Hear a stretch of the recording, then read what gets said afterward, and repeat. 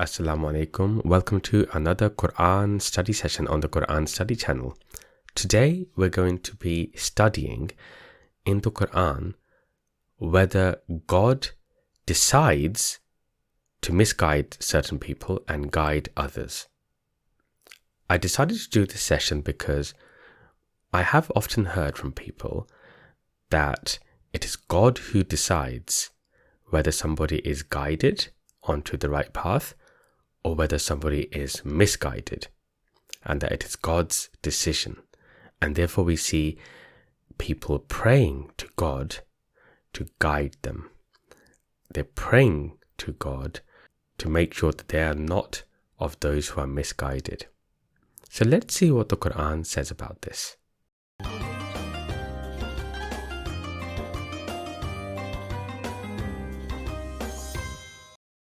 Okay, so to get started, let's first have a look at two particular verses which give rise to this possibility that it is God who is the decision maker and it is God who is driving people who are guided or people who are misguided. Now, in these two verses, we're just going to look at the relevant parts. So firstly, in Surah An-Nur, which is number 24, verse 46, and I will read the translation here.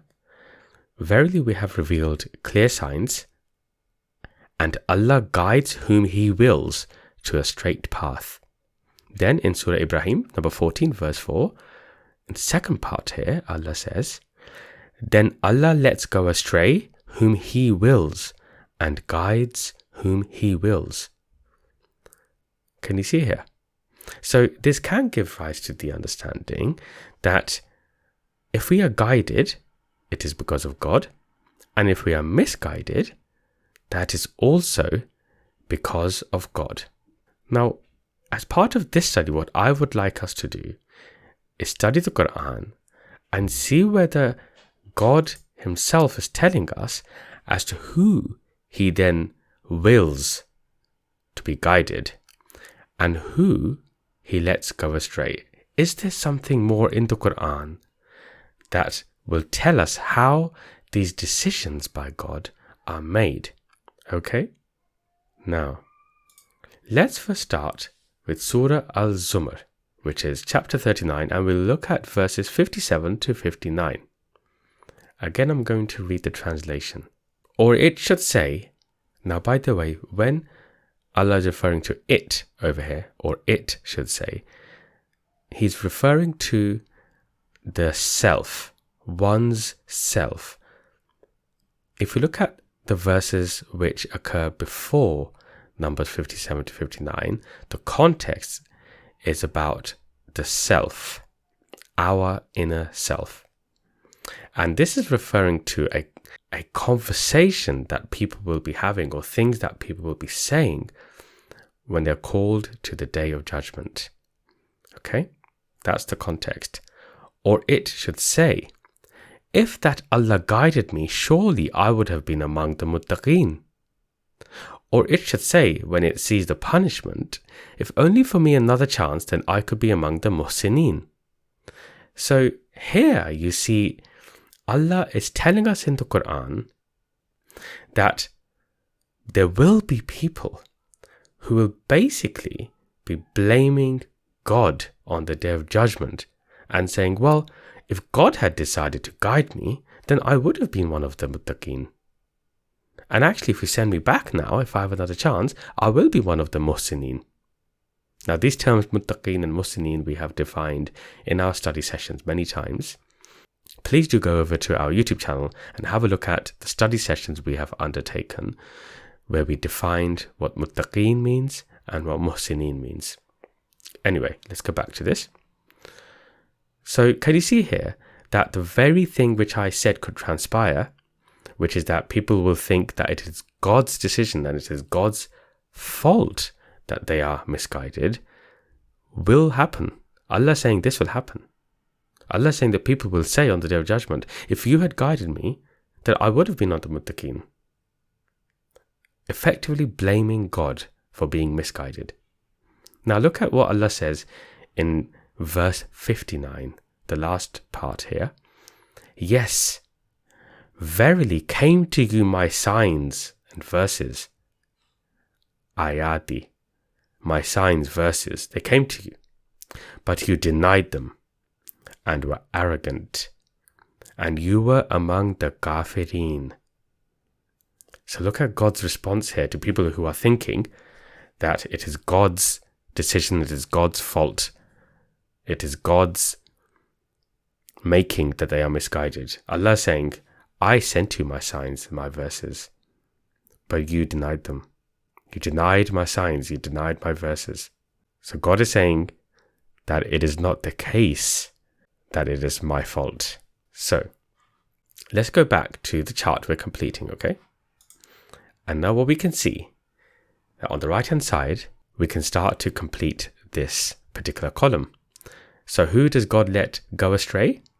Those who deny God's signs and verses. Ayat. They deny the ayat.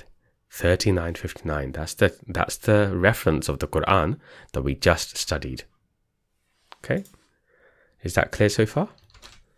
There's a few more verses which will help us to establish the correct picture here. Okay, now let's have a look at this verse here. This is chapter 10, verse 108. Here, Allah says, Say, O mankind, verily has come to you the truth from your Lord.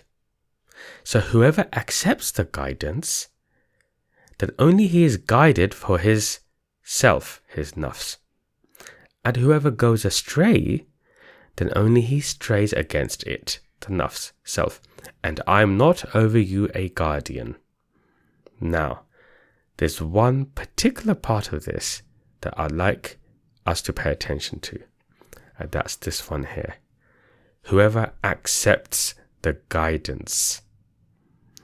So that tells us that we have a choice.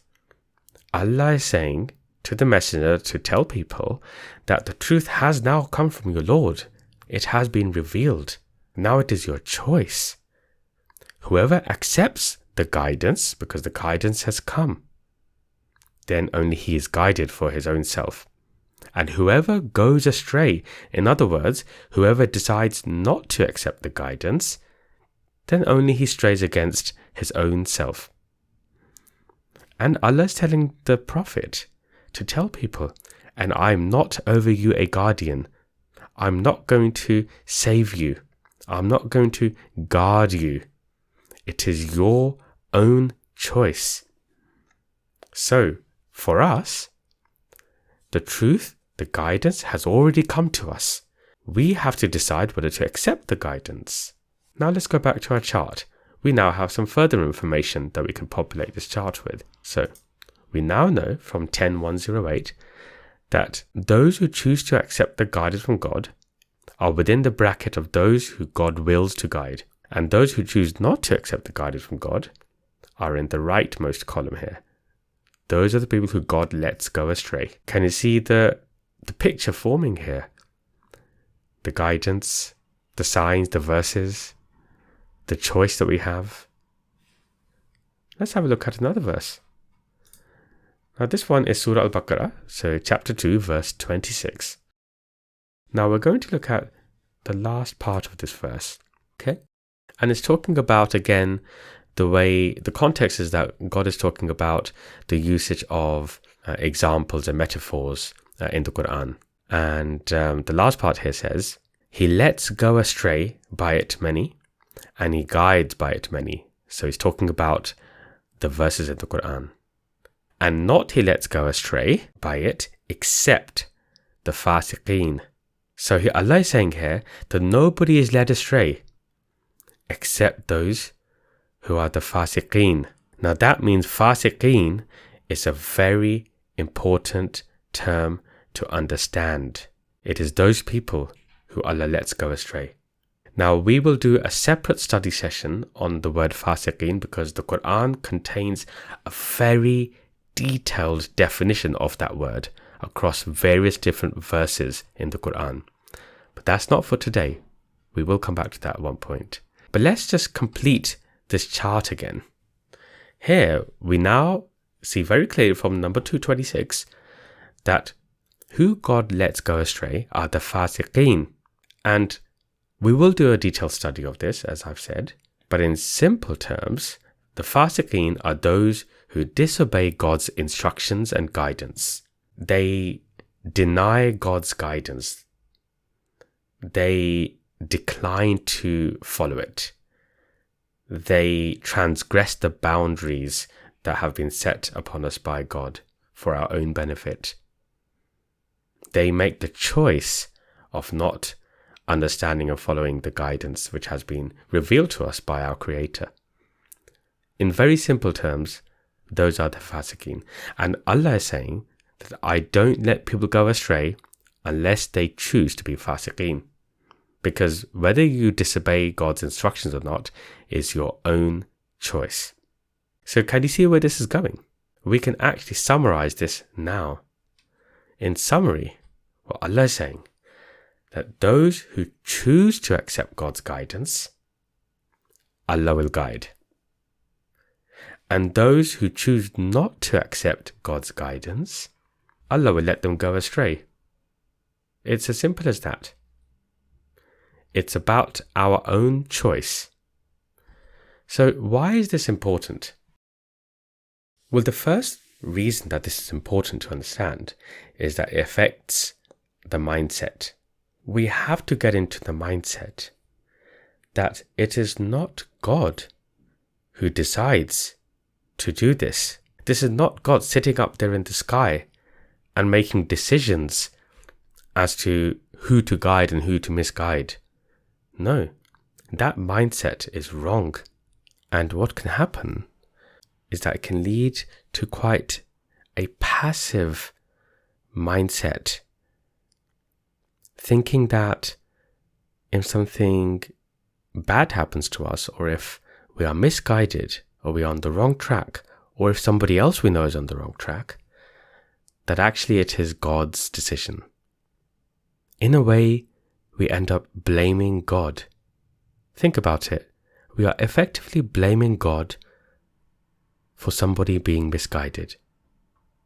Think about this too. If that was the case, that it was God sitting up in the sky making these decisions in terms of who to guide and who to misguide, then what would be the point of the Day of Judgment? Why should we be accountable if God is making these decisions? Think about that. The mindset needs to be that God has revealed to us His guidance. He has already given us His guidance. And that it is now our choice. He has given us the freedom of choice as to whether to find that guidance, understand that guidance, and then follow that guidance. It is our choice. And Allah is telling us in the Quran, through the verse we just looked at, that those people who choose to accept Allah's guidance, those are the people who God wills to guide. That is His will. That is the permanent law that He has instilled in this universe. The law that cannot be changed. That if one wants to be guided, seeks the guidance, understands the guidance, and decides to follow the guidance, God wills that they will be guided. And they will be guided.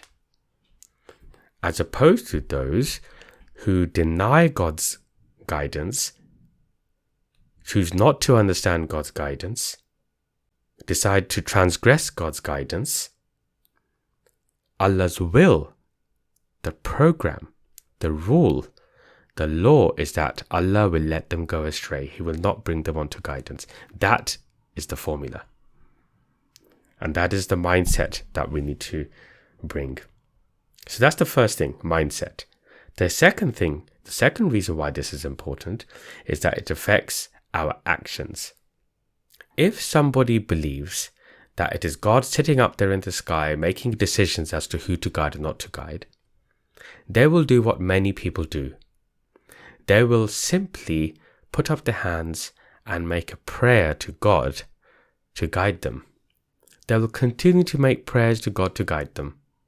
And if something happens such that they are not guided, and they end up not being righteous, they end up transgressing, people will think that it was God's will.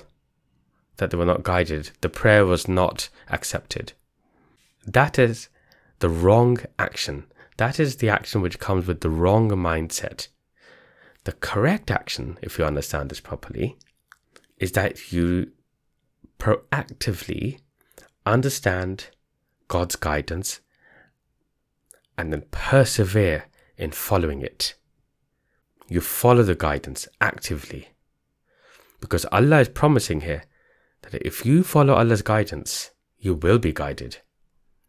You will not go astray.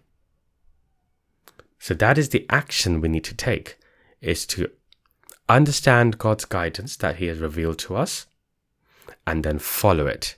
Persevere in following it. And if you are making a prayer, you're not assuming that somebody in the sky or a God in the sky is going to intervene and suddenly guide you. If you make a prayer, what you're doing really is making a commitment to yourself to follow the guidance. You make an internal commitment to yourself to follow that guidance. Now, the question you should be asking is, where is that guidance? Where is it? Well, we know God has already revealed it. And we saw in the verses that we were studying today that God is talking about His ayat. Now, the ayat are in the Qur'an, and they are also around us and within us. The signs towards the straight path are around us, within us, and in the Qur'an. Those are the ayat. It is for us to identify it, see it with our eyes. It is for us to hear it with our ears. It is for us to feel it, to understand it.